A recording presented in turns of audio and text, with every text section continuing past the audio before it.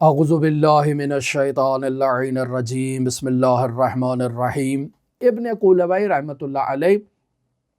اپنی کتاب کامل الزیارات جلد نمبر 1 ہے، صفحہ نمبر 76 پر روایت کو نقل کرتے ہیں۔ مرحوم اللہ محمد باقر مجلسی کتاب بہار الانوار ہے، جلد نمبر 42 ہے، صفحہ نمبر 302 پر اس روایت کو نقل کرتے ہیں کہ جب حضرت سید الاوصیاء امیر المؤمنین علی ابن ابی طالب علیہ آلاف و تحیت و ثنا کا وقت وداع آیا، جب امیر المؤمنین کی شہادت ہوئی، تب بھی ایک ایسی ہی کیفیت موجود تھی، اور یہ روایت امام محمد باقر علیہ السلام سے نقل ہوئی ہے۔ اور اس روایت کو آپ دیکھیں تو ہشام جو اس وقت کا ظالم جابر شخص تھا، وہ امام باقر علیہ السلام کو مدینے سے اپنے پاس بلاتا ہے، اور اس قدر اس دور میں صعوبتوں تکلیفوں کا سفر برداشت کرتے ہوئے امام جاتے ہیں، تو وہ امام سے کہتا ہے کہ میں نے آپ کو یہاں اپنے پاس اس لیے بلایا ہے کہ میں نے آپ سے ایک سوال کرنا تھا۔ کس قدر اہانت، کس قدر تکلیف اور کس قدر مصیبت عظمیٰ ہے امام معصوم کے لیے کہ ایک پست ترین انسان اپنا سوال پوچھنے کے لیے امام معصوم کو تکلیف دے رہا ہے کہ آپ وہاں سے اٹھ کر میرے پاس آئیں اور آ کر میرے سوال کا جواب دیں۔ اس کو خود اٹھ کے جانا چاہیے تھا امام معصوم کے پاس، یا اپنے قاصد کے ذریعے سے سوال جو ہے وہ مکتوب کر کے بھیج دیتا اور امام اس کو جواب دے دیتے۔ نہیں، امام کو یہ تکلیفیں دی ہیں، امام کو یہ صعوبتیں دی ہیں، امام پر یہ مظالم ڈھائے ہیں کہ وہ کس تکلیف سے مدینے کے طرف سے جو ہے وہ اٹھ کر آئیں اس شقی انسان کے پاس، اور یہ امام سے کہے کہ میں نے آپ کو اس لیے بلایا ہے کہ مجھے آپ سے ایک سوال کرنا تھا۔ سوال کیا ہے؟ انہو،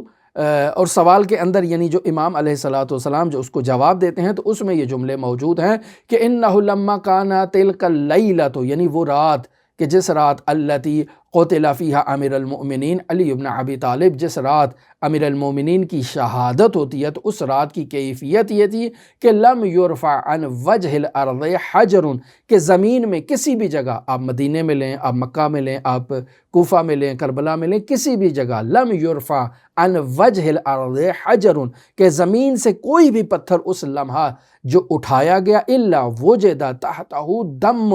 عبیط، کہ اس کے نیچے ایک تازہ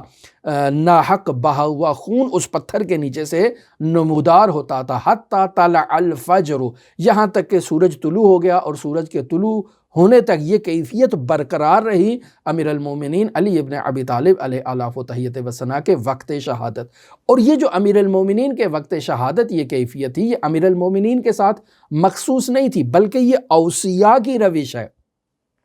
کہ انبیاء کے اوصیاء جب اس دنیا سے مظلومانہ طور پر قتل کر دیے جاتے ہیں تو ان اوصیاء کی شہادت کے بعد ایسی کیفیت جو ہے وہ موجود ہوتی ہے۔ لہٰذا فرماتے ہیں امام باقر علیہ السلام وَكَذَلِكَ كَانَتِ اللَّيْلَةُ الَّتِي قُتِلَ فِيهَا ہارون اخو موسیٰ، کہ جس رات ہارون علی نبینا و علیہ وآلہ السلام اس دنیا سے رخصت ہوئے، تو اس زمانے میں بھی جب زمین سے کوئی پتھر اٹھایا گیا تو اس کے نیچے سے تازہ خون نمودار ہوا۔ وَكَذَلِكَ كَانَتِ اللَّيْلَةُ الَّتِي قُتِلَ فِيهَا یوشع بن نون، کہ حضرت یوشع بن نون جو حضرت یوسف علی نبینا و علیہ وآلہ السلام کی نسل سے تعلق رکھتے ہیں، قوم بنی اسرائیل میں حضرت موسیٰ علی نبینا و علیہ وآلہ السلام کے جانشین ہیں، پیغمبر تھے، اور حضرت مہدی موعود کے وقت یوشع بن نون دوبارہ ظہور کریں گے۔ یہ یوشع بن نون جب اس دنیا سے مظلومیت کے عالم میں قتل کر دیے گئے اور رخصت ہوئے، تو زمین سے جب پتھر اٹھایا جاتا تھا تو اس پتھر کے نیچے خون موجود ہوتا تھا۔ وَكَذَلِكَ، اور اسی طرح سے كَانَتِ اللَّيْلَةُ، وہ رات الَّتِي رُفِعَ فِيهَا عیسیٰ ابن مریم إِلَى السَّمَاء، وہ رات جس رات عیسیٰ ابن مریم کو زمین سے آسمانوں کی طرف اٹھایا گیا، اور وہ لوگ جو عیسیٰ ابن مریم کو صلیب پر اور تختہ دار پر لٹکا رہے تھے، ان کی نظر میں تو عیسیٰ ابن مریم جو ہے وہ قتل کر دیے گئے تھے، لہٰذا اس رات بھی جب زمین سے پتھر اٹھایا جاتا تھا تو اس رات بھی اس پتھر کے نیچے سے تازہ ناحق بہا ہوا خون جاری ہوتا دکھائی دیتا تھا، جبکہ عیسیٰ ابن مریم کو تو آسمانوں کی طرف لے جایا گیا۔ وَكَذَلِكَ، اور اسی طرح سے یہ موقع پیش آیا كَانَتِ اللَّيْلَةُ، وہ رات الَّتِي قُتِلَ فِيهَا شمعون بن حمون الصفا، کہ جس رات شمعون حمون الصفا ان کی شہادت ہوتی ہے۔ یہ شمعون کون ہے؟ شمون جن کے والد کا نام حمون الصفا ہے، یہ حمون الصفا حضرت موسیٰ علیہ السلام کے اوصیاء میں سے ایک وصی ہیں، اور ان کے بارے میں زیادہ ہمیں معلومات جو ہے وہ تاریخی کتابوں میں بالکل نہیں ہے۔ صرف شمعون کے بارے میں ہے کہ شمعون حضرت عیسیٰ علی نبینا و علیہ السلام کے 12 حواریوں میں سے ایک اہم ترین برگزیدہ ترین شخصیت ہے حضرت شمعون، کہ ان کی یہ خصوصیت تھی کہ ان کے پاس حضرت عیسیٰ علی نبینا و علیہ السلام کے تمام معجزات موجود تھے۔ جو حضرت عیسیٰ مردوں کو زندہ کرتے تھے تو شمعون بھی مردوں کو زندہ کرتے تھے۔ حضرت عیسیٰ اگر پیدائشی اندھوں کو بینا کرتے تھے تو شمعون بھی پیدائشی اندھوں کو بینا کرتے تھے۔ حضرت عیسیٰ اگر کوڑھ کے مریضوں کو شفا دے دیتے تھے تو شمعون بھی کوڑھ کے مریضوں کو شفا دے دیتے تھے۔ اور یہی شمعون الصفا وہ ہستی ہیں جو حضرت نرجس خاتون امام زمان اجل اللہ تعالی فرجہ شریف کی والدہ گرامی ہیں۔ یہ ان کے جد امجد ہیں، ان کے سلسلہ نسب سے یہ حضرت نرجس خاتون جو ہے وہ امام زمان کی والدہ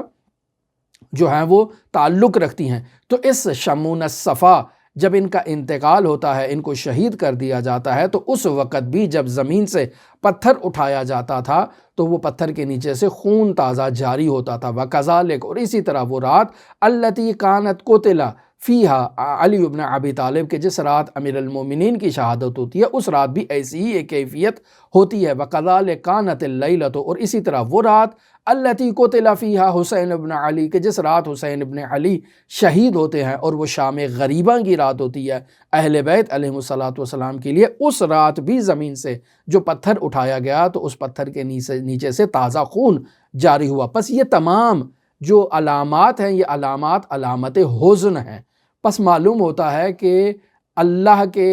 انبیاء کے اوصیاء کے انتقال پر کائنات کا نظام درہم برہم ہو جاتا ہے، نظام دگرگون ہو جاتا ہے، نظام کائنات ازادار ہوتا ہے وصی نبی کے اس دنیا سے رخصت ہونے کے بعد۔ دعا گو ہے خداوند متعال منجی عالم بشریت حضرت صاحب العصر صاحب الامر صاحب الزمان کے ظہور میں تعجیل فرمائے، اور ہمیں حضرت کے اصحاب و آبان و انصار کی فہرست میں شمار فرمائے۔ اللہم صلی علی محمد و آل محمد وعجل فرج قائم آل محمد۔